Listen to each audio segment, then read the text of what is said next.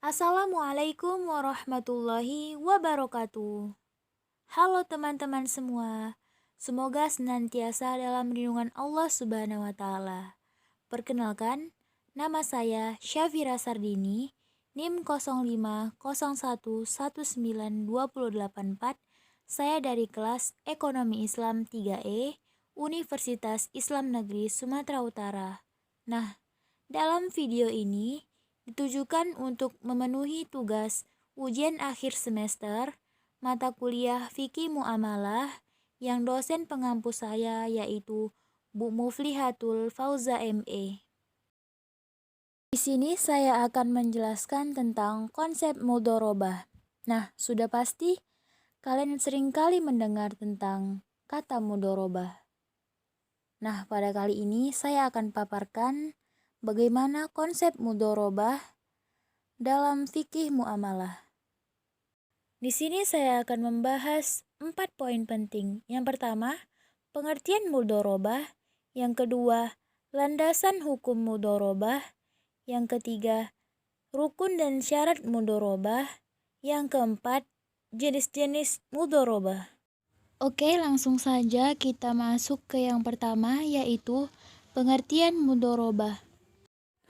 Mudharabah yaitu akad yang dilakukan oleh dua pihak, yaitu shahibul mal atau pemilik modal dengan mudharib, yaitu pengelola usaha, untuk usaha tertentu dengan pembagian keuntungan sesuai dengan kesepakatan. Keuntungan yang dituangkan dalam kontrak ditentukan dengan bentuk nisbah. Jika usaha yang dijalankan mengalami kerugian, maka kerugian tersebut ditanggung oleh shahibul mal atau pemilik modal, sepanjang kerugian itu bukan akibat kelalaian dari mudharib atau pengelola usaha. Namun jika kerugian itu diakibatkan oleh kelalaian mudharib, yaitu pengelola usaha, maka mudharib harus bertanggung jawab atas kerugian tersebut. Sekarang yang kedua, yaitu landasan hukum mudharabah. Para imam mazhab sepakat bahwa hukum mudharabah adalah boleh, walaupun di dalam Al-Quran tidak secara khusus menyebutkan tentang mudharabah dan lebih mencerminkan anjuran untuk melakukan usaha. Tetapi ada hadis yang berkaitan dengan mudharabah, yaitu Nabi bersabda, ada 3 hal yang mengandung berkah adalah jual beli yang ditangguhkan melalui qirad atau membeli modal kepada orang lain, dan mencampurkan gandum kualitas baik dengan gandum kualitas rendah untuk keperluan rumah tangga, bukan untuk dijual. Hadis riwayat Ibnu Majah. Nah, dalam hadis tersebut mengandung tentang kebolehan mudharabah. Nah, kembali lagi dalam kaidah fikihnya, yaitu pada dasarnya semua muamalah itu boleh, kecuali ada dalil yang mengharamkannya. Menurut ijma', qiyas, hadis, dan pendapat para ulama, mudharabah ini disyariatkan karena manusia dapat saling bermanfaat untuk orang lain. Yang ketiga, rukun dan syarat mudharabah. Akad mudharabah memiliki beberapa rukun yang telah digariskan oleh ulama guna menentukan sahnya akad tersebut. Tetapi, dalam rukun tersebut, para ulama berbeda pendapat.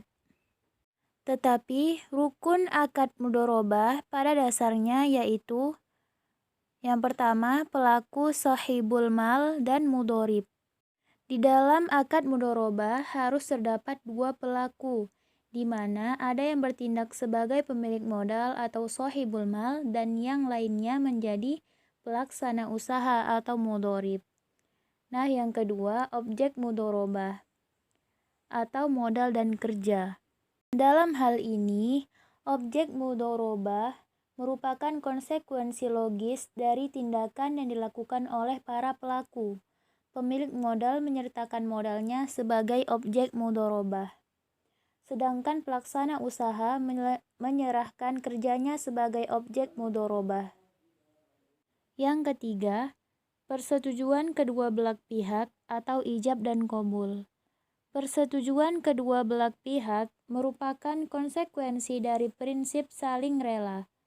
Di sini kedua belah pihak secara rela bersepakat untuk mengikatkan diri dalam akad mudharabah. Pemilik dana setuju dengan perannya untuk mengkontribusi dana, sementara si pelaksana usaha pun setuju dengan perannya untuk mengkontribusikan kerja. Yang terakhir yaitu nisbah atau keuntungan. Nisbah yakni rukun yang menjadi ciri khas dalam akad mudharabah. Nisbah merupakan imbalan yang berhak diterima oleh sahibul mal maupun mudharib. Sahibul mal mendapatkan imbalan dari penyertaan modalnya, sedangkan mudharib mendapatkan imbalan dari kerjanya. Selanjutnya, syarat-syarat sah mudharabah yaitu berhubungan dengan rukun-rukun mudharabah itu sendiri. Nah, syarat-syaratnya yang harus dipenuhi yaitu yang pertama, sahibul mal dan mudharib. Syarat keduanya adalah harus saling mampu bertindak layaknya sebagai majikan dan wakil. Yang kedua, sigat, ijab dan qabul. Sigat harus diucapkan oleh kedua belah pihak untuk menunjukkan kemauan mereka dan terdapat kejelasan tujuan mereka dalam melakukan sebuah kontrak. Nah, dalam hal ini lafaz ijab yaitu dengan menggunakan asal kata dan derivasi mudharabah atau serta lafaz-lafaz yang menunjukkan makna-makna lafaz tersebut. Sedangkan lafaz-lafaz qabul adalah dengan perkataan amil atau pengelola, saya setuju atau saya terima dan sebagainya. Apabila telah terpenuhi ijab dan qabul, maka akad mudharabahnya telah sah. Yang ketiga yaitu modal. Modal merupakan sejumlah uang yang diberikan oleh sahibul mal kepada mudharib untuk tujuan investasi dalam akad mudharabah. Syarat yang berkaitan dengan modal ini yaitu modal harus berupa uang, harus jelas dan diketahui jumlahnya, harus tunai bukan utang, dan harus diserahkan kepada mitra kerjanya. Yang keempat yaitu nisbah keuangan. Keuntungan atau nisbah adalah jumlah yang didapat sebagai kelebihan dari modal. Keuntungan harus dibagi secara proporsional kepada kedua belah pihak. Dan yang terakhir yaitu pekerjaan atau usaha. Pekerjaan atau usaha perdagangan merupakan kontribusi pengelola atau mudharib dalam kontrak mudharabah yang disediakan oleh pemilik modal. Pekerjaan dalam kaitan ini berhubungan dengan manajemen kontrak mudharabah dan ketentuan-ketentuan yang telah ditetapkan oleh kedua belah pihak dalam transaksi. Nah, selanjutnya kita masuk kepada poin pembahasan yang terakhir yang keempat, yaitu jenis-jenis mudharabah. Yang pertama yaitu mudharabah mutlaqah, yaitu mudharabah tanpa syarat. Pekerja bebas mengelola modal itu dengan usaha apa saja yang menurut perhitungan akan mendatangkan keuntungan dari arah mana saja yang diinginkan. Misalnya di daerah mana saja, di tempat mana saja, asalkan apa yang dia lakukan itu diperkirakan akan mendapatkan keuntungan. Dalam hal ini, pada mudharabah ini, mudharib diberikan otoritas oleh sahibul mal untuk menginvestasikan modal ke dalam usaha yang dirasa cocok dan tidak terikat dengan syarat-syarat tertentu. Yang kedua, mudharabah muqayyah, yaitu penyerahan modal dengan syarat-syarat tertentu. Pekerja mengikuti syarat-syarat yang dicantumkan oleh perjanjian yang dikemukakan oleh pemilik modal. Misalnya harus memperdagangkan barang-barang tertentu, daerah tertentu. Nah, dalam hal ini, sahibul mal boleh melakukan hal ini guna menyelamatkan modalnya dengan resiko kerugian. Apabila mudharib melanggar syarat-syaratnya, maka mudharib harus bertanggung jawab atas kerugian yang akan ditimbulkan nantinya. Mungkin itu saja yang dapat saya paparkan dalam pembahasan saya kali ini yang berjudul Konsep Mudharabah.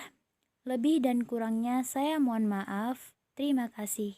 Wassalamualaikum warahmatullahi wabarakatuh.